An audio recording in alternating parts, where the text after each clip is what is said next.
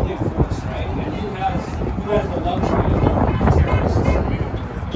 You know, when really we know that the U.S., and its allies, are the biggest terrorist organization on the planet, right? So yeah, there's a number of also recommendations on the back, things to check out. If you're not familiar, there's Battle of Algiers is a very good film. If you're not into reading and right now, because I find it hard to read, and sometimes you want to just watch something, it's a really good watch if you've seen it. There's a few other things. There's a very important, I find, he's a Canadian journalist. I guess not a journalist. He's a scholar. He's an academic and an educator. Justin Potter of the Anti-Empire podcast. He holds almost daily, every other day situation reports that you will find analysis with him and his guests that you will never see on any outlet like CBC or any legacy or corporate media in Canada or the US. I highly encourage people to check it out and keep an open mind about this stuff. I'll turn it over. Yeah, like Evan said, I think Esther couldn't be here today, but I think if they were, they would say that they wrote this article because there's 1,000,001 articles out there that are talking about how evil Iran is. How could they do this? There's nothing countering that narrative. This is what that is doing. Only a fool lets somebody tell them who their enemies are, right? And Nelson Mandela, when he was questioned by an American about his friendly relationships with Cuba, he said, "Those problems are for Iran to resolve for themselves.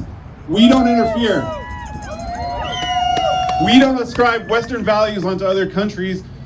Western values, what are they? Western values are bombing children in Israel, in Palestine. Western values are bombing hospitals. Western values have killed 40,000 people in a few months. Iran strikes killed no one. They targeted military installations.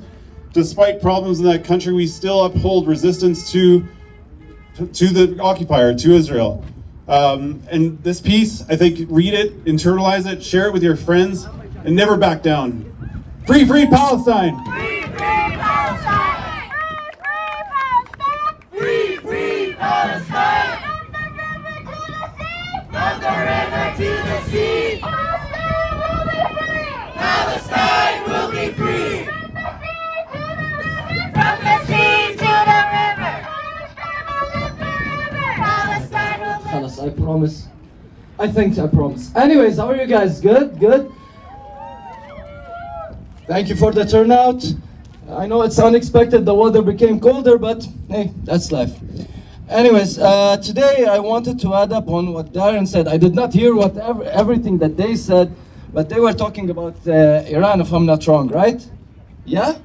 So I want to talk about the Lebanese narrative on it and how the Lebanese media has been acting upon it. Now, unfortunately, the Lebanese journalism and just the Lebanese media in general and some political leaders haven't been in support of the resistance whatsoever.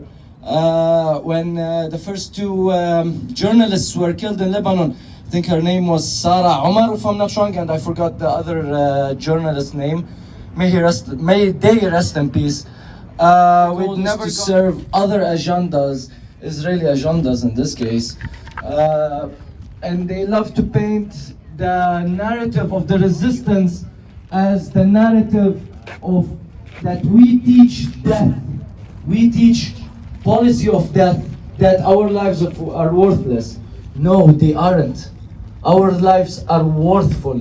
We love to live, but we love to live in honor. Because life for us without honor is nothing. There's a saying that goes, الموت ولا المذلة. Death, or death rather than dishonorable, dying dishonorable.